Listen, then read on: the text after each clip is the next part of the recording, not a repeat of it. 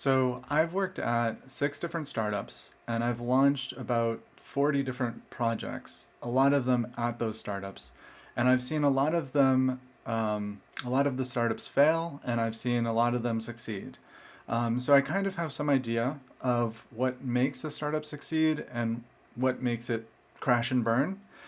But the part that I'm most interested in is not the startup succeeding, but the startup or the company or whatever it is feeding back into its employees' well-being and keeping them like healthy and happy and engaged.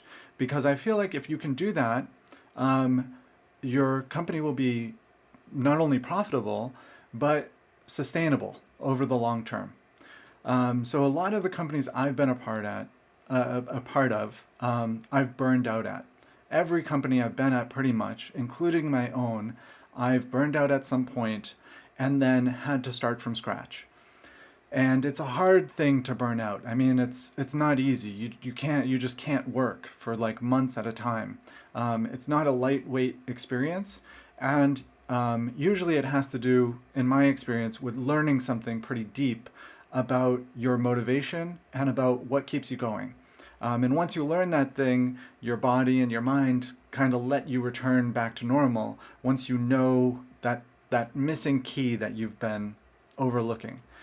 So I want to talk about that. I want to talk about those missing keys, and what keeps people motivated and what keeps people going so that I can help you build your own company, not only just around an idea and not just to make it profitable, but to make it something that you enjoy, right? Something that is worthwhile to contribute to the world as an ongoing venture, right?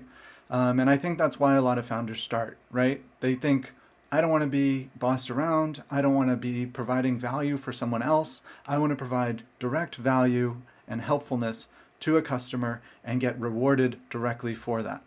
So I want to talk about how to make that sustainable.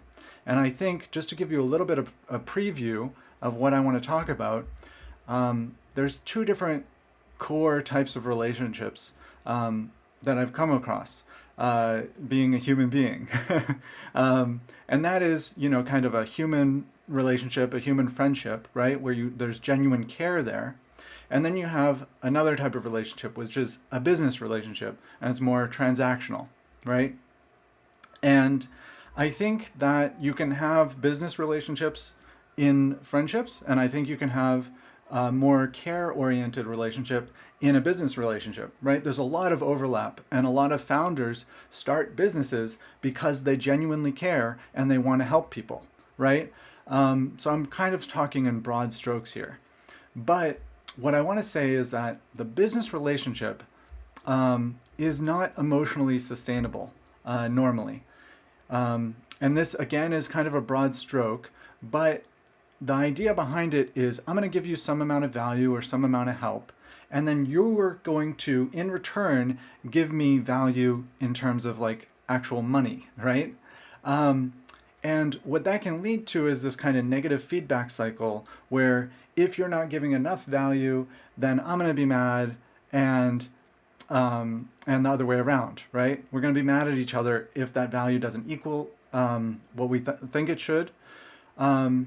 Or there's going to be like a hidden value, right? Where like I'm saying there's a value, and then you're going to buy into it, and then I'm not going to deliver on that value, right? So there's a lot of opportunities for mistrust there as well.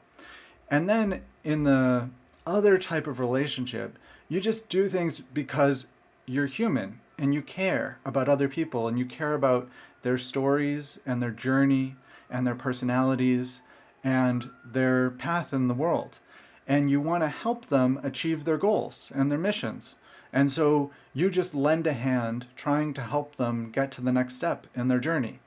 And I think that's like a more human and healthy and sustainable way of interacting with the world because it fulfills your emotional center as a human being.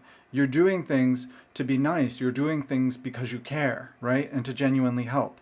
And so my question in the video that's going to follow this one is going to be all about how do I translate or transfer this relationship into being something that's more along these lines, where I'm actually helping, where I'm actually caring about people, because that's going to make it more sustainable in the long run for everyone. Okay, bye.